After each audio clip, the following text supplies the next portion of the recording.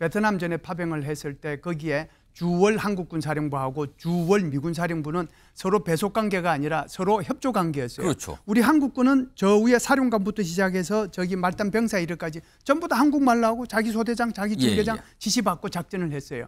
그런데 지금 북한은 그런 상황이 안 된다는 거죠. 그러면 이걸 비밀로 했단 말이죠. 이걸 비밀로 하고 저기 러시아군 복장으로 바꾸고 입히고 그랬는데 그 비밀이 오래 가겠습니까? 우리 지금 전선에서는 계속해서 그 DMZ에서 대북 방송을 통해 가지고 이 사실 다 얘기하고 있고 전쟁이 금방 끝날 줄 알았어요. 전쟁이 오래 가죠.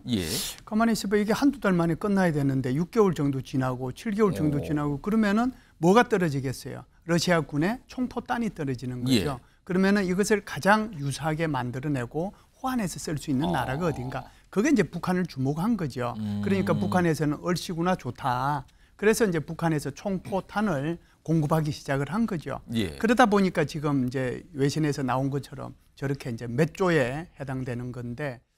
우크라이나 전쟁 발발 후 무기를 공급했습니다. 그럼 지금까지 이게 꽤 기간이 됐다고 봐야 되는 거예요. 그러면은 이게 달러로 최대 55억 달러. 이거 환율로 환산하면 거의 8조 원에 육박을 하는 엄청난 금액의 무기를 북한이 러시아에 이미 지원을 했다. 이런 얘기가 보도를 통해서 외신 취재를 통해서 나타나고 있는 거예요. 자, 이 얘기 좀 해보겠는데요. 김열수 한국군사문제연구원 안보전략실장 나와 계십니다. 안녕하세요. 네, 안녕하세요.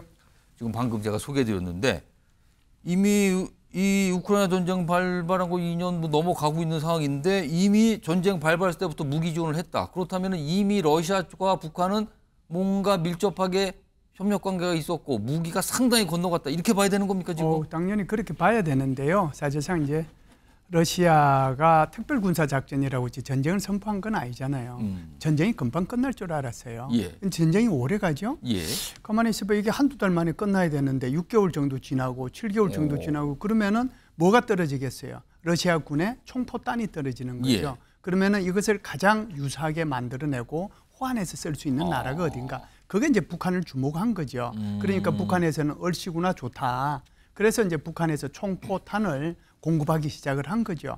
그러다 보니까 지금 이제 외신에서 나온 것처럼 저렇게 이제 몇 조에 해당되는 건데 지난번에 이제 얘기한 것처럼 지난번에 그 우리 정부에서 얘기한 것처럼 지금 컨테이너로 가면 이게 이제 2만 개 정도 갔단 말이죠. 2만 개. 그렇죠. 그걸 뭐 152mm만 갔겠어요. 152mm에 122mm에 뭐 다양한 총포탄이 이게 러시아로 넘어갔을 텐데 그걸 돈으로 따지면 편차는 있지만 그 정도로 어마무시한 그 돈이 북한 손으로 들어갔을 거다 이렇게 보죠.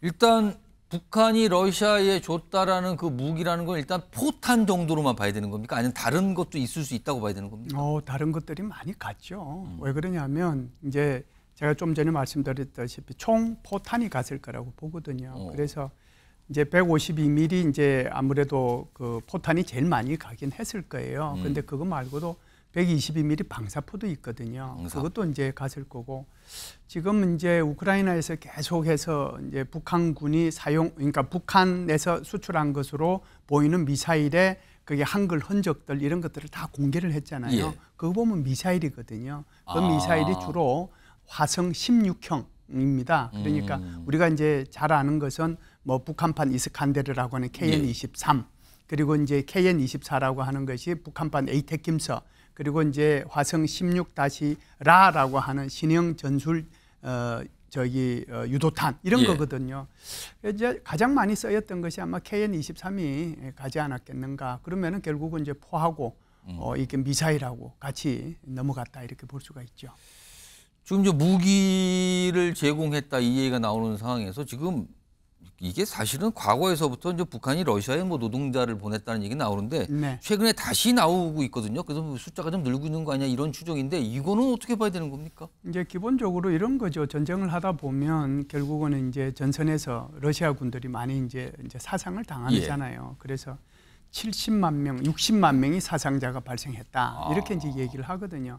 이제 그렇다라고 하면은 거기에 병력들을 보내야 되는데 그 병력을 보내야 되면은 어디서 빼서 보내야 되겠습니까? 지금 저기 산업 현장에서 일하고 있는 사람들 빼서 보내야 되잖아요. 그래서 푸틴 대통령이 올해 4월 달에 징집 연령을 올렸습니다. 그래서 몇 세까지 올렸냐면 원래는 27세가 끝이었는데 예. 이걸 30세까지 늘림으로써 15만 명을 더 확보를 했거든요. 예. 그러면은 그렇게까지 확보했는데도 계속 사상자가 발생을 해요. 그러면은 이제 산업 일꾼들을 보냈는데 산업의 공동화가 발생하지 그렇겠죠. 않겠어요? 근로자들도 없고 집 지을 사람도 없고 그러다 보니까 이제 북한 노동자들이 다시 이제 필요로 하게 돼서 지금 말씀하신 것처럼 국정원에서 한 4천 명 뭐 그렇게 해서 올 4월 달부터 아마 갔을 거다 이렇게 보고 있는데 그 내용이 4월 달부터 갔는데 왜 지금이 발표가 되는지 조금 의심스럽긴 해요. 일단 저런 내용대로 이게 뭐 100% 확인이 된다면 북한은 그러면은 군인도 보내고 네. 일할 노동자도 보내고 그렇죠. 이렇게 되는 거네요, 러시아에. 네네. 아, 그러니까 북한과 러시아가 밀착했다라는 증거일 수도 있는 거예요, 이런 게. 자, 이런 상황에서 북한의 최선희 외무상 러시아로 갔다는데 화면 좀 보겠습니다. 고위직이잖아요, 방러예요. 지금 뭔가를 논의하는데 이제 가능성은 김정은 방러, 미 대선 관련 북한과 러시아의 대응 방안 또는 파병 관련 뭐 문제 이런 것 때문에 간 것인가 아직은 모릅니다만 이런 이해가 좀 있어요. 자, 그리고요. 국정원 쪽에서 밝힌 내용이 있는데 뭐 고위급 장성들 얘기가 좀 있거든요. 이 목소리 좀 들어보겠습니다.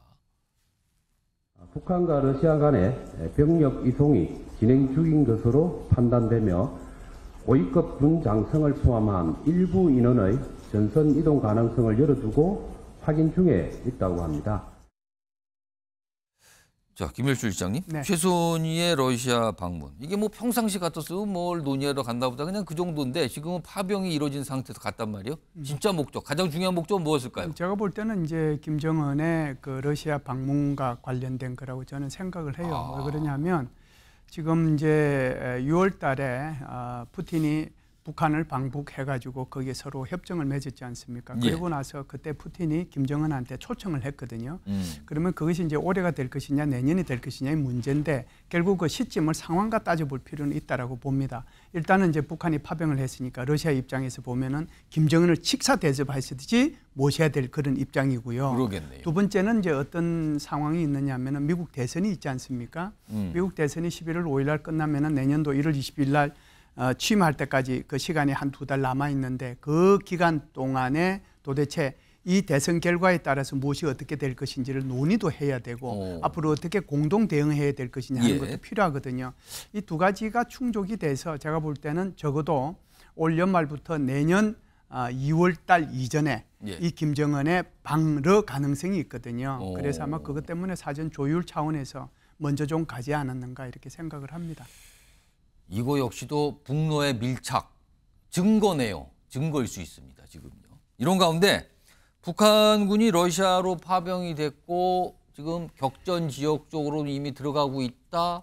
뭐 그다음에 전선의 실제 투입은 초일기다. 뭐 이런 얘기 계속 나오고 있잖아요. 이런 가운데 무슨 소통 얘기가 좀 있습니다. 화면 좀 보겠습니다. 러시아군, 북한군의 러시아 군사용어 100여 개를 교육을 하나 북한군 어려워하는 상태다. 그렇죠. 남이 나라 말이니까요. 소통 문제 해결 불투명하다고 추측 중.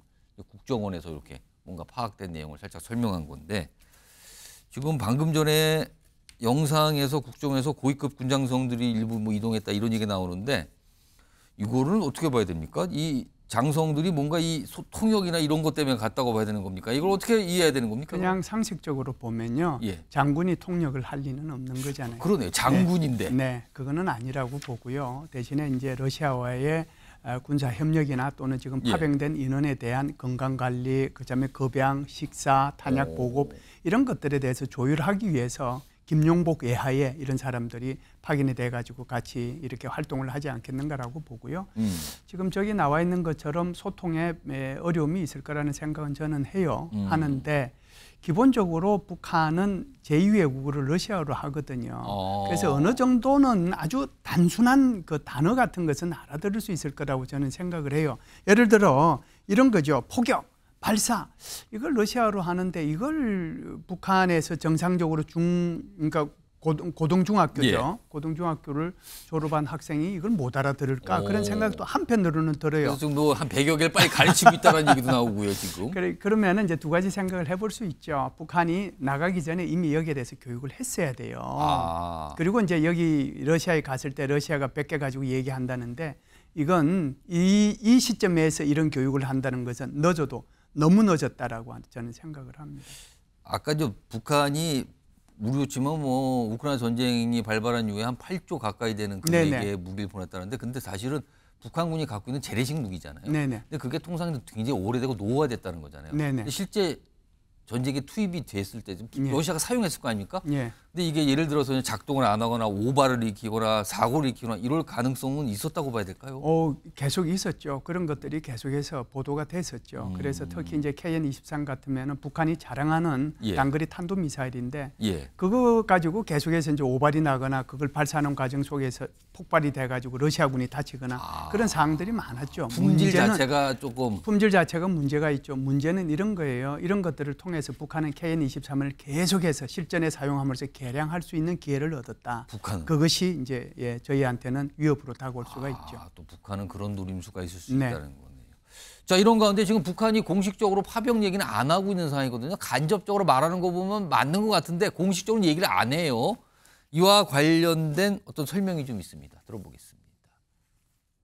북한은 파병 사실 유출 그리고 확산을 의식해서 내부 보안 대책 마련에 부심하고 있다고 합니다. 사출 부대 소속 병사들은 입단속을 하고 파병 군인 가족들에게는 훈련 간다고 거짓 설명하는 정황도 포착되었다고 합니다. 단속 조치에도 파병 소식이 북한 내에서 퍼지면서 주민과 그리고 군인들의 동료도 감지되고 있다고 합니다.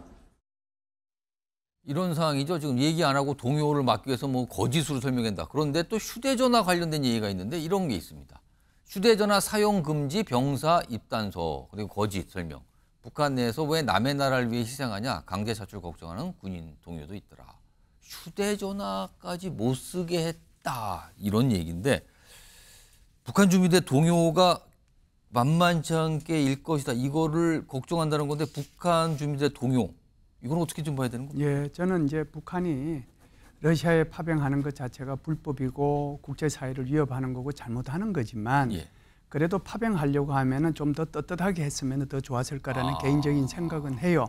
그래서 그 병력들을 이렇게 모으고 그리고 이제 환송식을 하고 그리고 이제 정당하게 북한군 복을 입히고 예. 자기네들 장비를 해서 그리고 떠나보내게 하는 것이 맞거든요. 통상 파병은 그런 거잖아요. 제가 이제 가장 걱정스러운 건 이런 거예요. 이게 이제 같은 민족으로서 북한 그 어린아이들이 희생될까봐 제가 이제 한편으로 걱정이 되는데 왜 그러냐 하면은 이 북한군들이 가게 되면 이게 지금 건재를 유지할 것 같지 않아요. 무슨 얘기냐면 사단장 있고 여단장 있고 대대장 있고 중대장 소대장 저 밑에 소대원들이 있어서 무슨 일이 있습니다 하고 계속 한국말로 이렇게 보고가 되고 다시 지시를 내리고 이렇게 해가지고 어떤 임무를 한 단위로서 10,000명 가까이가 한 단위로서 임무를 수행하는 것이 아니라 이것이 전부 다 러시아군에 배속돼서 분산 배치돼서 들어간단 말이죠. 그러다 보니까 30명당 1명씩 통역관이 붙고 여기에 러시아군 3명이 붙고 하는 이런 일들이 벌어지는 거고 이게 안 되니까 지금 러시아로 100개를 해가지고 가르치는 거거든요.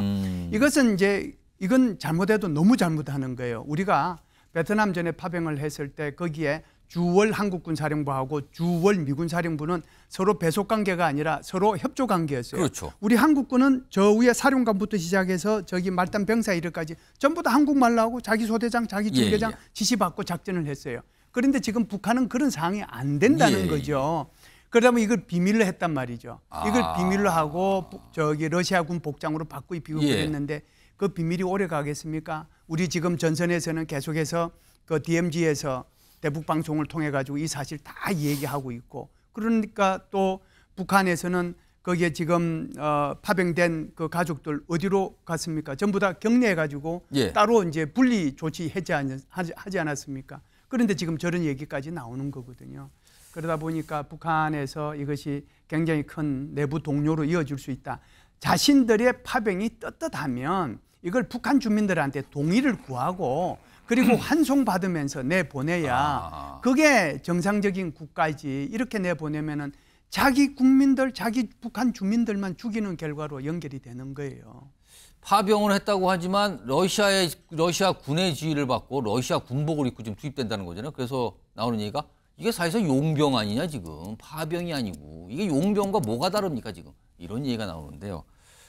김일주 시장께 마지막 질문. 지금 우리나라가 이제 북한의 파병에 대한 어떤 대응책을 고민하고 있는데 우크라이나의 살상용 무기를 지원하는 거. 이거 어떤 의견이십니까? 이 부분은 상당히 이제 한참 후에 이제 얘기라고 저는 생각을 하고요. 우리가 이제 기본적으로 이 우크라이나에 대한 것은 수동적 대응이다 이렇게 저는 개인적으로 생각을 해요. 러시아와 북한 간의 군사 협력이 어느 정도 심화되느냐에 따라서 거기에 따라서 대응하겠다는 거거든요. 예. 한번 쉽게 말씀을 드려볼게요.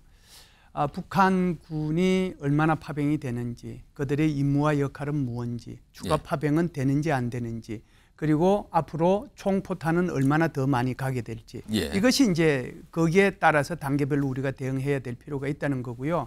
반대로 러시아에서는 북한에 대해서 무엇을 주는지, 첨단 군사 장비 중에서 대공 요격 미사일인 S-300과 S-400을 주는지, 그리고 정말 북한이 그렇게 강하게 바라고 있는 최첨단 공군 전투기를 주는지, 그리고 이제 전략적인 그런 무기죠. 그러니까 그게 ICBM의 다탄두 기술이라든지, 그렇지 않으면 재진입 기술이라든지, 그렇지 않으면 SLBM이라든지 정찰용 기술이라든지 이런 것들을 주는지, 그리고 이제 그것이 어느 정도인지를 보고 매 단계마다 이렇게 대응해 나가겠다라고 하는 거예요. 대응해 나가는데 그게 이제 외교적 조치가 있고 경제적 조치가 있고 군사적 조치가 있는데, 군사적 조치만 말씀을 드리면 그것은 이제 소위 말하는 그 방어용 무기를 제공할 수 있고 공격용 무기를 제공해 줄 수 있어요. 그래서 방어용 무기는 크게 보면 우리가 이제 드론 날아다니는 거 잡아내는 총이 있거든요. 그걸 드론건이라고 그러는데 그걸 제공해 줄 수도 있고, 우리가 그렇게 자랑하는 청궁2 요격 미사일이죠. 이게 방어용 무기입니다. 이걸 이제 제공해 주고, 그다음에 이제 시간이 지나면서 북한과 러시아의 군사 밀착도가 훨씬 더 강해지고 이것이 한국 안보에 결정적으로 영향을 미치겠다라고 하면 그때부터는 이제 공격용 무기를 제공해 줄 수 있는데, 공격용 무기는 많죠. 뭐 K9 자주포, K2 전차, K점이라고 하는 단거리 탄도 미사일, 뭐 155mm 포탄 이런 것들이 다 해당이 될 겁니다. 그래서 살상용 무기 제공한다고 해서 그게 내일 모레 가는 게 아니다. 우리는 단계별로 대응할 것이고, 그리고 수동적으로 대응할 것이다. 우리가 아주 적극적으로 나서가지고 이것부터 먼저 준다. 그런 개념이 아닙니다. 그래서 이 부분은 좀 오해가 없었으면 좋겠다는 생각을 합니다. 알겠습니다.